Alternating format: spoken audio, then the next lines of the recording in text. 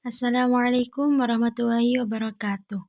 Perkenalkan, nama saya Tarisa Rahmatul Indahyani, NIM 241101030056 dari kelas J2 MPI.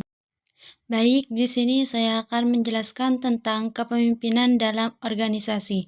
Apa sih yang dimaksud kepemimpinan dalam organisasi? Kepemimpinan dalam organisasi adalah sebuah proses di mana seorang pemimpin mempengaruhi dan memberikan contoh kepada pengikutnya dalam upaya mencapai tujuan organisasi. Bagaimana sih contoh pemimpin yang baik dalam organisasi? Pemimpin yang baik dalam organisasi itu yang dapat membimbing anggota tim dalam tindakan yang mereka lakukan, dengan memberikan bimbingan, tujuan, dan membantu orang lain memahami strategi jangka panjang dan tujuan organisasi. Selanjutnya yaitu konsep kepemimpinan dalam Islam. Yang pertama itu amanah, yang kedua memimpin umat, yang ketiga itu patuh pada Al-Quran dan hadis, yang keempat mencintai yang dipimpin, yang kelima memiliki sifat baik, yang keenam memiliki visi yang jelas, dan yang terakhir memenuhi tuntutan sosial.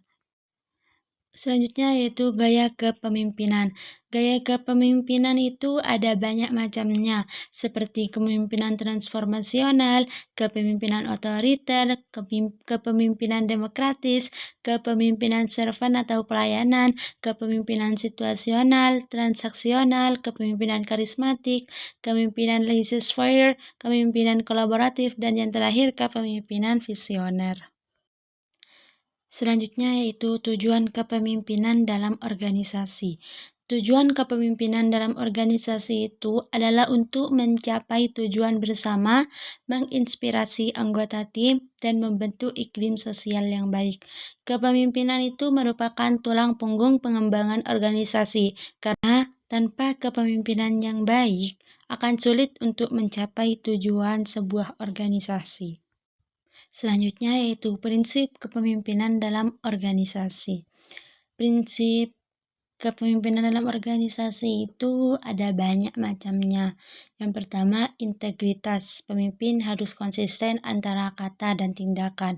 Yang kedua, jujur dan transparan. Pemimpin harus berkomunikasi dengan kejujuran. Selanjutnya, keadilan dan kesetaraan. Pemimpin harus memperlakukan semua anggota tim dengan adil. Yang keempat, empati dan kepedulian. Pemimpin harus memahami perspektif dan perasaan anggota timnya.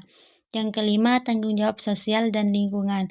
Pemimpin harus menyadari dampak keputusan dan tindakannya terhadap masyarakat.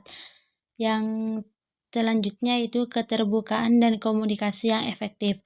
Pemimpin harus memastikan informasi dan arahan disampaikan dengan jelas. Selanjutnya, mengutamakan kerjasama.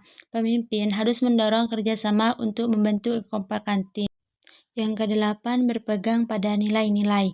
Pemimpin itu harus konsisten dalam menerapkan nilai-nilai yang dianutnya. Yang kesembilan, membangun hubungan yang kuat. Pemimpin harus memahami kebutuhan dan minat anggota timnya. Yang terakhir, bersedia untuk mengakui kesalahan.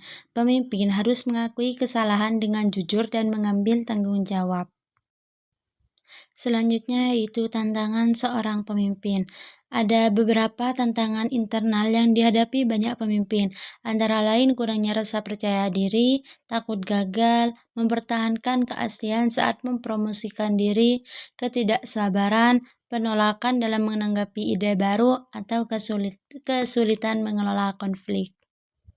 Ayat Al-Quran tentang pemimpin seperti dalam Quran Surah Al-Baqarah ayat 20 yang berbunyi A'udzu billahi minasyaitonir rajim.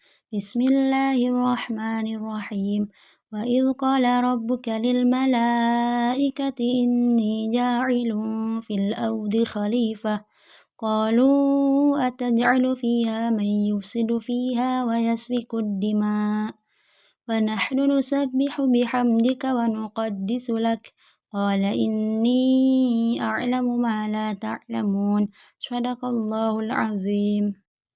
Yang artinya, ingatlah ketika Tuhanmu berfirman kepada para malaikat, Aku hendak menjadikan khalifah atau pemimpin di bumi. Mereka berkata, "Apakah engkau hendak menjadikan orang yang merusak dan menumpahkan darah di sana, sedangkan kami bertasbih memujimu dan menyucikan namamu?" Dia berfirman, "Sungguhnya aku mengetahui apa yang tidak kamu ketahui." Sekian dari saya, kurang lebihnya mohon maaf. Wassalamualaikum warahmatullahi wabarakatuh. Terima kasih.